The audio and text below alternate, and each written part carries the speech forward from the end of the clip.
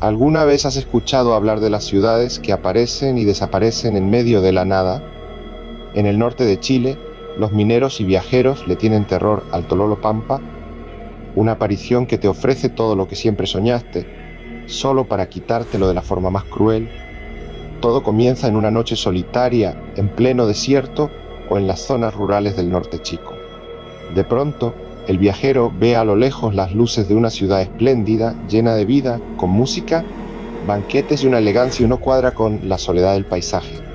Quienes han logrado entrar dicen que es un lugar maravilloso donde te reciben como a un rey, te ofrecen comida deliciosa, oro y joyas, pero hay una sola regla que no puedes romper: no puedes llevarte nada. Cuenta la leyenda que un hombre, deslumbrado por la riqueza, guardó un par de monedas de oro en su bolsillo antes de irse. Al despertar a la mañana siguiente, no estaba en una ciudad, sino tirado en medio del desierto, rodeado de piedras y matorrales. Cuando buscó las monedas en su bolsillo, solo encontró fecas de burro o piedras calientes. Pero eso no es lo peor. Dicen que el Tololopampa no es un lugar físico, sino una entidad o un portal que a las personas. Muchos de los que entran nunca regresan y los que logran salir pierden la razón o envejecen décadas en una sola noche. No es un fantasma común, es una energía que se alimenta de la codicia de los vivos. Algunos creen que es una ilusión creada por antiguos tesoros enterrados que no quieren ser encontrados. Me pregunto si alguien por acá ha escuchado historias similares en su familia, de esos parientes que se perdieron en el cerro y volvieron hablando de ciudades de oro que nadie más pudo encontrar. Dicen que si ve las luces del Tololo, lo mejor es seguir de largo y nunca, por nada del mundo, aceptar su invitación. En tiempos de guerras civiles, una mujer llamada Deolinda Correa protagonizó uno de los actos de amor más extremos de los que se tenga registro. Su esposo había sido reclutado a la fuerza y ella, desesperada por no perderlo, decidió seguir sus pasos a través de los áridos desiertos de San Juan, cargando solo a su hijo recién nacido y unas pocas provisiones. El sol implacable y la falta de agua terminaron por agotar sus fuerzas. Deolinda se refugió bajo la sombra de un algarrobo, donde finalmente falleció debido a la deshidratación y el cansancio extremo. Sin embargo, lo que ocurrió días después desafía toda lógica biológica. Un grupo de arrieros que pasaba por la zona encontró el cuerpo sin vida de la mujer, pero para su asombro, el bebé seguía vivo, amamantándose de los pechos de su madre muerta. Este acontecimiento fue visto como un milagro instantáneo, la vida abriéndose paso a través de la muerte por el puro instinto de protección materna. Desde entonces, la difunta Correa se convirtió en la protectora de los caminos y los viajeros. Es común ver en las rutas de Chile y Argentina pequeños altares rodeados de miles de botellas de agua de plástico que los devotos dejan para saciar la sed de Olinda, esperando a cambio protección en sus rutas y ayuda en causas desesperadas. Muchos aseguran que en las noches más silenciosas del desierto se puede ver una sombra protectora que vigila a los camioneros que descansan a la orilla del camino. No es una presencia que asuste, sino una energía maternal que recuerda que, incluso en el lugar más seco y desolado, el amor tiene el poder de mantener la vida. ¿Sabías que en el corazón del cementerio general se encuentra una de las animitas más queridas, pero también más misteriosas de Santiago? Hablo de Margarita del Carmen Cañas, mejor conocida como Carmencita. Si pasas por su lugar, lo primero que te va a impactar es la pared blanca tapada en placas de agradecimiento y una explosión de flores y juguetes que la gente le deja día a día. Pero detrás de toda esa devoción hay una historia que mezcla el mito con una realidad muy dura.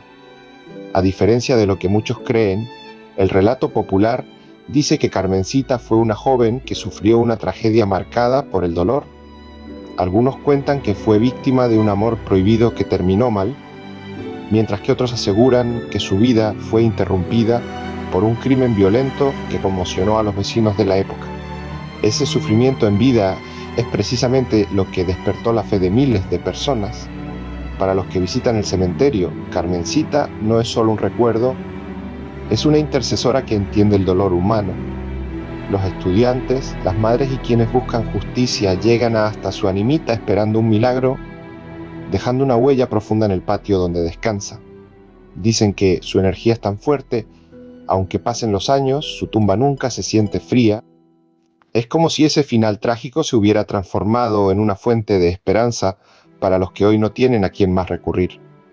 Es la fe del pueblo chileno que no olvida a los suyos, transformando el dolor en un milagro constante. Me gustaría saber si tú conocías esta versión de su historia, o si has visto alguna vez ese muro impresionante lleno de placas. Dicen que cada una de ellas es un milagro que Carmencita cumplió. Últimamente he visto muchos comentarios diciendo que lo que cuento es falso, que es puro mito, y tienen razón en parte. No vengo aquí a venderles la verdad absoluta, ni a prometerles que lo que escuchan pasó tal cual. Lo que hago es algo mucho más antiguo, para mí mucho más importante, y vengo a contarles historias, porque detrás de cada leyenda, de cada animita, de cada relato que parece increíble, hay una parte de nosotros. Cada cultura del mundo, desde el desierto de Atacama hasta los Apalaches, ha usado el miedo, la magia y el misterio para entender el mundo. Esas historias no son mentiras, son la forma en que nuestros ancestros explicaban lo inexplicable, transmitían valores, advertencia, o simplemente nos hacían soñar y sentir. Mi objetivo aquí no es buscar seguidores a toda costa ni crear polémicas. Mi propósito es rescatar ese folclore chileno, sudamericano y del mundo que se está perdiendo. Mientras los noticieros nos bombardean con tragedias y la música a veces se vuelve banal, yo creo en el poder de las historias para entretener de forma sana, para despertar la imaginación, para conectarnos con nuestras raíces. Porque cuando escuchamos la leyenda de la Quintrala o el misterio de la Carmencita, no solo nos asustamos o nos conmovemos, estamos activando una parte de nuestra memoria colectiva. Estamos recordando quiénes somos, de dónde venimos y lo rica que es la cultura que nos rodea. Así que si lo mío es mito, es folclore. Y lo hago con pasión para que las voces de nuestros antepasados y la magia de sus relatos no se apaguen nunca. Espero que sigamos viajando juntos por estas historias que nos hacen vibrar y que en el fondo nos enseñan mucho más que cualquier verdad literal. Me encantaría saber qué es lo que más disfrutan de estas historias, el misterio, la conexión cultural o simplemente el placer de dejarse llevar por un buen relato. Mucha gente cree que el nahual es solo un cuento para asustar niños, pero si vas a los pueblos de México y te sientas a conversar con los más viejos, te das cuenta de que el tono de voz les cambia. No hablan de un monstruo de película, hablan de alguien que podrías conocer, el vecino callado, el curandero del cerro o ese hombre que nunca sale de día. Dicen que el nahual es una persona que tiene el don, con la maldición, de desprenderse de su piel humana para tomar la forma de un animal. No es que se transforme mágicamente como en el cine. Cuentan que hacen rituales, que se revuelcan en ceniza o que dejan su cuerpo humano escondido en un lugar seguro mientras su espíritu sale a correr en el cuerpo de un perro grande, un coyote o incluso un búho. Lo más escalofriante son los relatos de encuentros. Típico que alguien en el campo le dispara a un animal que se estaba robando el ganado y al día siguiente el hombre más huraño del pueblo aparece con una herida exactamente en el mismo lugar donde el animal recibió el impacto. Ahí es cuando el pueblo guarda silencio, porque saben que se metieron con alguien que no es del todo humano. A mí lo que me fascina de esta historia es que no solo se trata de miedo. El nahual representa esa parte de nosotros que todavía está amarrada a la tierra, a lo salvaje. Es el recordatorio de que por más que vivamos en ciudades con internet y luces LED, todavía hay rincones donde la naturaleza y el hombre se funden en algo que no podemos explicar. ¿Ustedes creen que todavía existan personas con este tipo de facultades en los lugares más apartados? ¿Será que nuestra imaginación nos juega una mala pasada cuando estamos solos en el monte? Los leo porque sé que más de alguno tiene una historia de un animal con ojos demasiado humanos.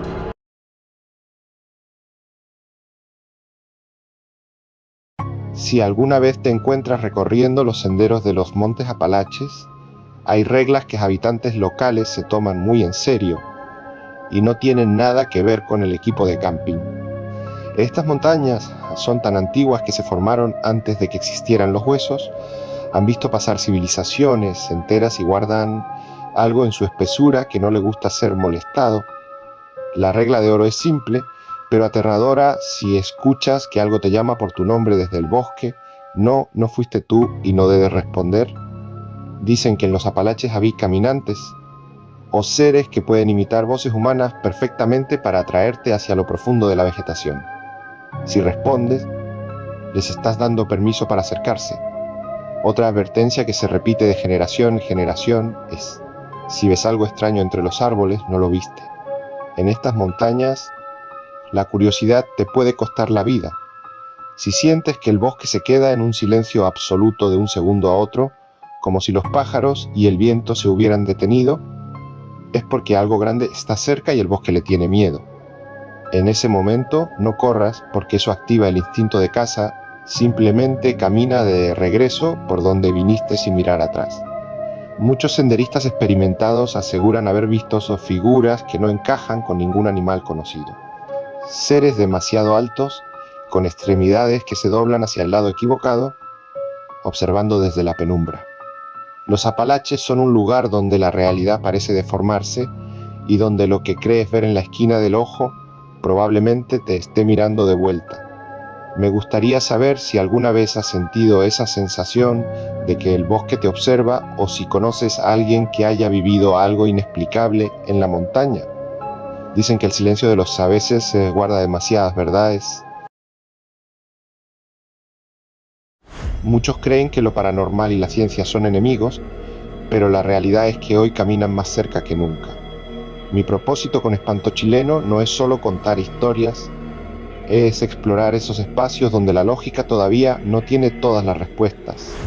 Desde la física teórica, conceptos como el entrelazamiento cuántico o la teoría de cuerdas sugieren que vivimos en un universo de múltiples dimensiones.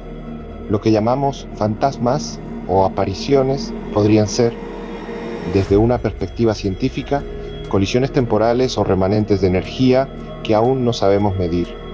Como decía el físico Michio Kaku, lo que hoy parece magia, mañana será ciencia.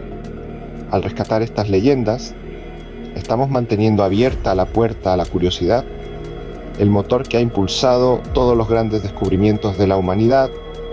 Desde la psicología profunda de Carl Jung, las leyendas no son mentiras, sino arquetipos. Son imágenes del inconsciente colectivo que nos ayudan a procesar traumas y miedos que no sabemos nombrar. Cuando hablamos de la Llorona o del fantasma del cementerio general, estamos haciendo una terapia colectiva, le damos forma a lo invisible para que deje de controlarnos. Contribuir con este contenido es vital porque nos aleja de la atrofia de la imaginación. En una era de sobreinformación y datos crudos, el folclore nos devuelve la capacidad de asombro. No se trata de convencerte de que el espíritu está ahí, sino de entender por qué necesitamos creer que existe algo más. Mi canal es un refugio para esa parte de nuestra mente que se niega a vivir en un mundo puramente mecánico y sin alma. Esto no es solo entretenimiento, es un ejercicio de expansión mental. Al final del día, la ciencia nos dice cómo funcionan las cosas, pero el folclore nos explica qué sentimos frente al misterio de la existencia. ¿Crees que la ciencia eventualmente podrá explicar todos estos fenómenos? ¿O hay cosas que simplemente tenecen al territorio del mito? Los leo, porque aquí estamos a cuestionarlo todo. En el campo chileno siempre se dice, el que busca encuentra. Y eso fue exactamente lo que le pasó a un arriero que venía bajando del cerro una noche de luna clara. El hombre vio a una mujer sentada a la orilla del camino, vestida entera de negro. En vez de sentir miedo, el tipo se puso ganoso. Pensó que era una viuda joven, deslumbrante, y decidió que esa noche no dormiría solo. Se acercó, sacó su mejor labia y empezó a engatusarla con piropos, jurándole ir al galán que ella necesitaba. La mujer, sin decir ni pío, se subió a la grupa del caballo. El animal tiritaba empero, pero el arriero, obnubilado por el perfume a flores y la figura de la dama, no se dio cuenta de nada. Siguió jactándose de sus tierras y de su hombría hasta que no aguantó más la curiosidad y le pidió que se quitara el velo. Cuando ella se dio vuelta, el hombre casi se muere ahí mismo. No había cara, solo una calavera seca con una risa que le heló la sangre. El arriero cayó del caballo y despertó al día siguiente en una zanja, solo y con el alma en un hilo. Aprendió por las malas que en la noche no todo lo que brilla es oro, y que a veces lo que parece una mujer bonita es solo la viuda buscando a un tonto que se crea muy vivo. ¿Han escuchado de alguien que se haya pegado un susto parecido por andar de conquistador? Los leo. ¿Alguna vez han visto una llamita azul o un resplandor extraño salir de la tierra en una noche oscura? En el campo dicen que hay un entierro. No es solo plata vieja que alguien escondió por las guerras o las revoluciones. Se cuenta que esos tesoros están penados. Los antiguos, para proteger su riqueza, hacían un pacto, enterraban el oro junto con un secreto, en los casos más oscuros, sacrificaban a un animal o algo más para que cuidara el lugar. Por eso, no cualquiera puede sacar un entierro. Dicen que si lo encuentras, el tesoro te habla o se te aparece en sueños. Pero ojo, que hay reglas. Tienes que ir solo, sin miedo y, lo más importante, no puedes ser ambicioso. Si vas con la idea de hacerte rico a costa de los demás, el oro se convierte en carbón o en piedras apenas lo tocas. Mucha gente ha quedado loca o enferma después de intentar sacar una de estas botijas. Dicen que el aire que sale al abrir el hoyo es tóxico, un aire de muerto que te pudre los pulmones. Al final, el entierro no busca dueño, busca a alguien que sea capaz de cargar con la maldición que viene junto con las monedas. A mí me da que pensar, ¿valdrá la pena arriesgar la paz por un poco de oro viejo? ¿Ustedes conocen a alguien que haya visto arder el suelo o que haya encontrado uno de estos tesoros? Cuéntenme, que estas historias de plata enterrada siempre tienen un final que te deja pensando. Si alguna vez han subido a los Andes por el camino a Mendoza, seguro se han quedado con la boca abierta mirando la laguna del Inca. El agua tiene un color esmeralda que no parece de este mundo, pero lo que poca gente sabe es que ese brillo es, en realidad, un lamento de amor. Cuenta la leyenda que el Inca Iji Yupanqui estaba perdidamente enamorado de la princesa Corallé. Se dice que eran la pareja más hermosa del imperio. Decidieron casarse en la cumbre de una de esas montañas porque querían estar lo más cerca posible del sol. Pero la tragedia no avisó. Al terminar la ceremonia, la princesa empezó a bajar por una ladera muy empinada, resbaló y cayó al vacío hacia la laguna. Cuando el Inca llegó abajo, su mujer ya estaba sin vida. Dicen que el dolor de Iji Yupanqui fue tan grande que no quiso enterrarla en tierra, decidió que el fondo de la laguna, ese agua tan pura, sería su tumba eterna. Se dice que cuando el cuerpo por Corallé tocó el fondo, el agua cambió mágicamente de color a la esmeralda de sus ojos. El Inca nunca pudo superar la pena y se quedó ahí cuidando a su amada hasta que él también murió. Los que suben a la laguna en las noches de luna llena juran que se escuchan unos lamentos que bajan desde los cerros. Dicen que es el alma del Inca que todavía llora a su princesa. Incluso hay quienes aseguran que el color del agua cambia según el estado de ánimo de los espíritus que ahí descansan. A mí me parece increíble cómo un paisaje tan frío puede guardar una historia con tanto fuego en el corazón. Es un recordatorio de que nuestra cordillera no es solo piedra y nieve, nieve es memoria viva. Ustedes han estado ahí, sintieron esa energía especial que tiene el lugar. Cuéntenme, porque la laguna del Inca es de esos lugares que te cambian un poco el alma.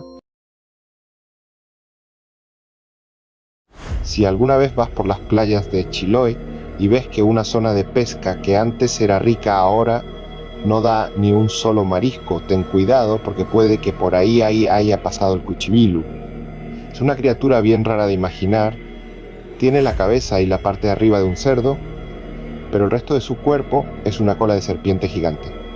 Dicen que le encanta revolcarse en el barro de los esteros y las playas cuando baja la marea. Pero el problema no es que sea feo, el problema es el rastro que deja.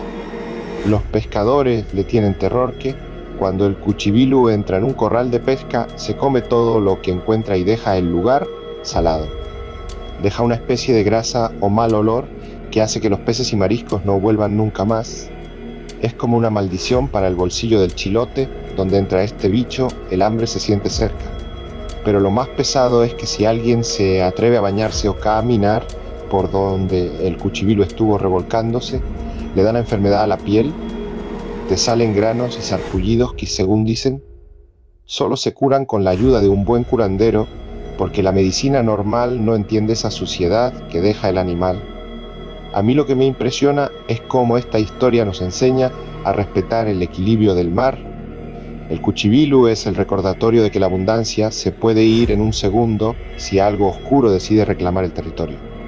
¿Conocían a este chancho de agua o han escuchado de algún lugar de pesca que se haya echado a perder de la nada? Cuéntenme que el Mar del Sur tiene secretos que todavía nos dan escalofríos. Si alguna vez andan por el norte argentino, cerca de los grandes ingenios azucareros, van a notar que hay temas que la gente prefiere no tocar. Uno de esos es el familiar. Dicen que los antiguos dueños de las fábricas, para hacerse ricos y que el negocio nunca decayera, hacían un pacto con el diablo. A cambio de poder y dinero, el diablo les entregaba al familiar, un perro negro gigante, sin cabeza o con ojos como brasas, que vivía escondido en lo más profundo de la fábrica o en los sótanos de la casa patronal. Pero el familiar no pedía comida normal. El trato era que, cada año, el dueño del ingenio tenía que entregarle a un peón. Siempre era el trabajador más rebelde el que reclamaba o el que no tenía familia. El patrón lo mandaba a buscar algo a un sótano oscuro o a una bodega solitaria de donde el hombre nunca más salía. Solo se escuchaba un grito y después, silencio total. Lo más escalofriante es que los trabajadores de la época andaban siempre con una cruz de plata o un puñal con el cabo en cruz, porque decían que era lo único que espantaba a la bestia si te la cruzabas en los cañaverales de noche. A mí me da escalofríos pensar que detrás de la riqueza de esas grandes familias, la gente del pueblo sentía que había una deuda de sangre. El familiar es el recordatorio de que a veces se construye sobre el miedo de los que no tienen voz. ¿Conocían esta historia? Dicen que todavía hoy, en las noches de zafra, se escucha un arrastrar de cadenas entre las cañas. Los leo que el norte tiene un misterio que cala hondo.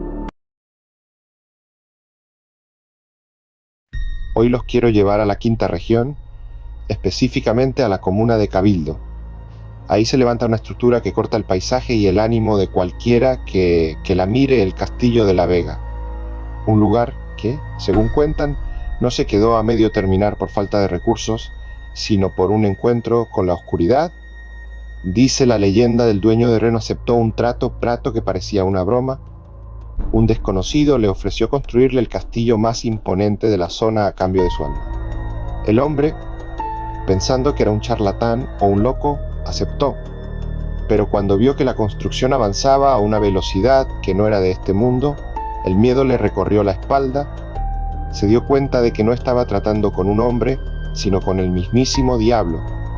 El dueño oyó sin mirar atrás, rompiendo el pacto, y cuentan que el demonio, furioso, dejó la obra tal cual estaba, lanzando una maldición: jamás nadie podrá terminar esta casa.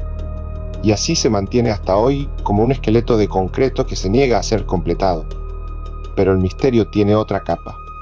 Esta historia me llegó gracias a Oscar Zamorano, alguien que se dedica a visitar lugares oscuros y con mucha historia, siempre con un respeto profundo por lo que allí habita. Oscar cuenta que en el segundo piso hay una animita que pertenece a una joven que, agobiada por un embarazo y la soledad, decidió terminar con su vida en ese lugar. Muchos de los que se atreven a entrar en silencio, tal como lo hace Oscar en sus investigaciones, aseguran haber visto una silueta blanca deambular por los pasillos sin terminar, como si la joven y el pacto fallido estuvieran atrapados para siempre entre esos muros. A veces los lugares abandonados no están vacíos, están llenos de historias que esperan ser escuchadas con el respeto que merecen. ¿Conocían este castillo en Cabildo? Si han pasado por fuera o conocen a alguien de la zona, cuéntenme qué más se dice de este lugar. Los leo